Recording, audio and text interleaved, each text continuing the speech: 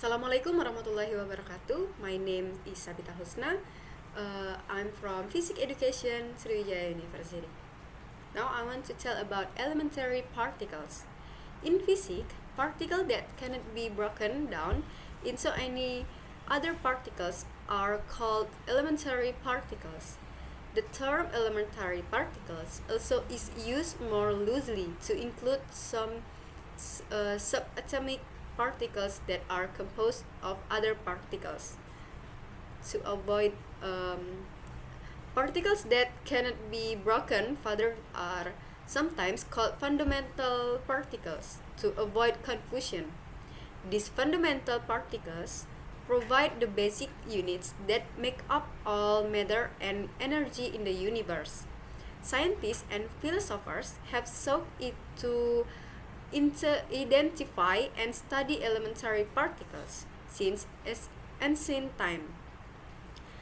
Aristotle and other ancient Greek philosophers believed that all things were composed of four elementary materials: fire, water, air, and earth.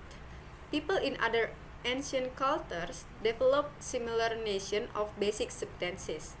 As early scientists began collecting and analyzing information about the world, they saw that these materials were not fundamental but were made of other substances.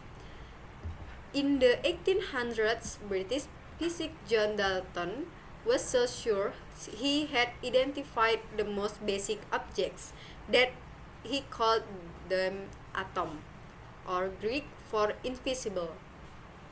By the early 1900s, scientists were able to break apart these atoms into particles that they called the electron and the nucleus.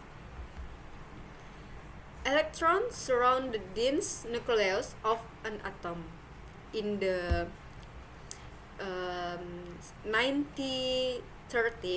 1930, research showed that the nucleus consists of smaller particles called the proton and the neutron.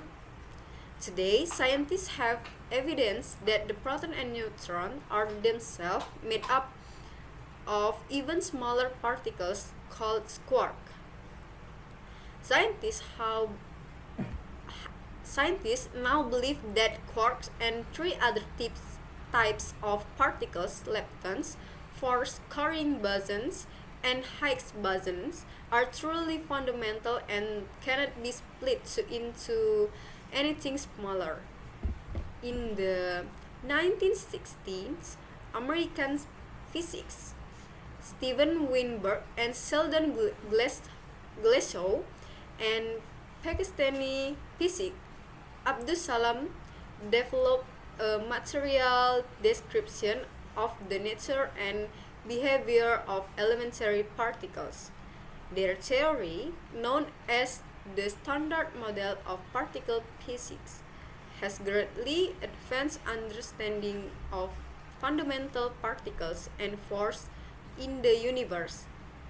Yet some questions about particles remain unanswered by the standard models, and physics continue to work toward a theory that will explain even more about particles. Thank you.